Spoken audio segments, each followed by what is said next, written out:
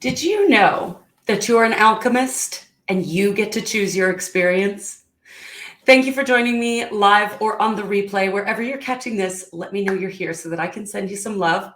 For those of you who don't know me, my name is Cindy Van Arnhem. I'm a master numerologist, possibilitarian, brain gamer, and I certify coaches, world-class coaches for the new paradigm.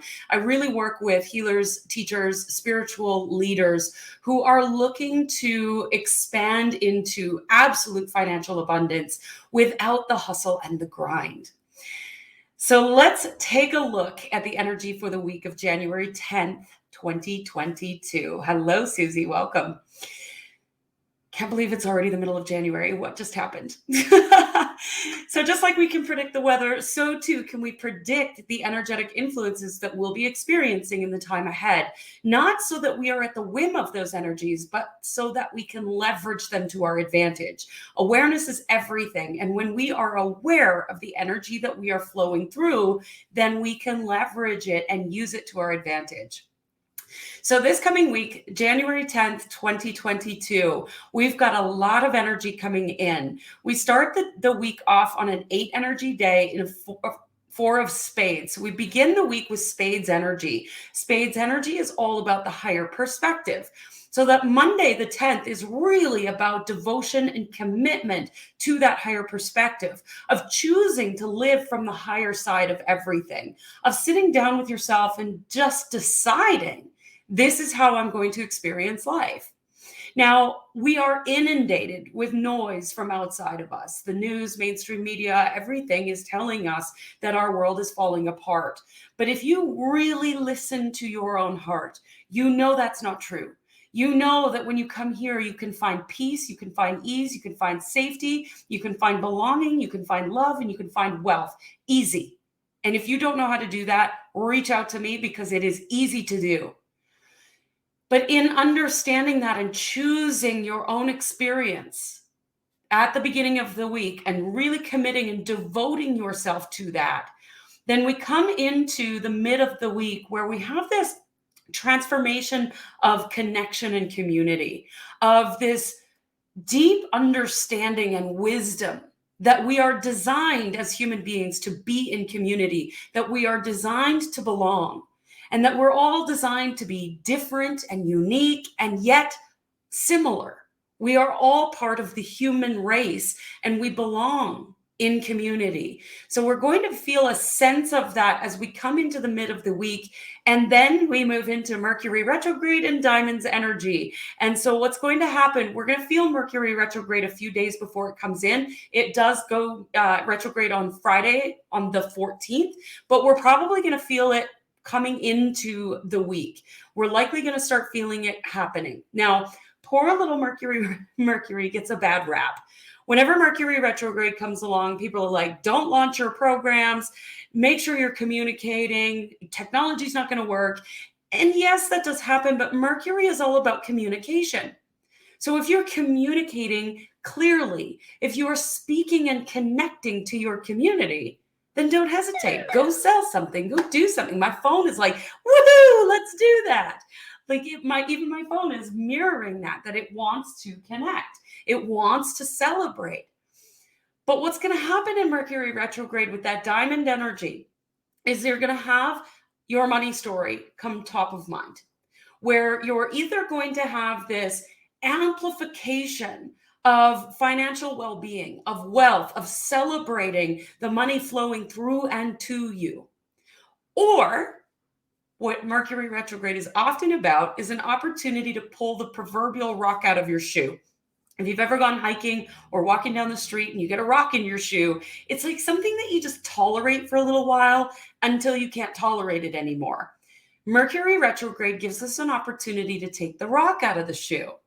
So it's really important that if you notice your money story starting to spin, if you notice that you're triggered around money or triggered around wealth and prosperity and abundance, if anything around that is triggering you, if you notice someone is making lots of money and you're like, well, how did they get it? Or if you're noticing that you're spending a lot of money and you're worried about it, or you get a bill and you're like, crap, just noticing and being aware of the money story gives you an opportunity to shift the money story. If you're not aware of it, it's pretty hard to change it. But if you're aware of it, then you have an opportunity to choose differently. So Mercury retrograde, the beginning of it, is going to stir up the money story. If your money story is solid and good and full of abundance and prosperity, then amplify the fuck out of that. Build the flame of wealth even more. Amplify that thinking, feeling state of wealth. So what do I mean by thinking, feeling state? We as human beings have this innate power that's available to us. Not every species can do this. We receive information and our mind goes, what am I going to do with that information? And then what our heart does, and most often humans ignore the heart and operate from the mind, but the heart is the one who decides what to do, how to respond. Not how to react. The mind is the reactor. But if you go into the heart, so if you receive information from outside of you, say you get a bill in the mail and you grab the bill and you're like, oh, that's unexpected. I didn't see that coming. And the mind starts to go into the money story and starts to spin. All you have to do is be aware of the mind, recognize the story, bring your mind's awareness into the heart, and choose to feel wealthy. It's that simple. Not easy, but simple. And so when we build this practice, this habit of noticing the thoughts, noticing what's happening, noticing how the brain is programmed to react to how you believe things to be true, then you can start to shift those beliefs. So noticing how that's showing up for you this week, what's your money story this week? How can you bring your mental awareness into the heart and amplify the feeling that you feel like you're separate from? You are never separate from anything.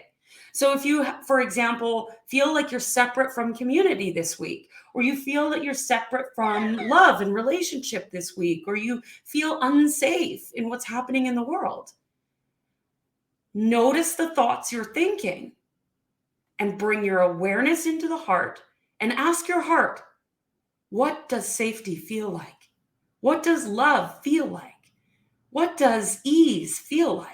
What does wealth feel like? Whatever it is you feel separate from, and allow your heart to respond and spend time and listen. Anything more than 1 or 2 words is this.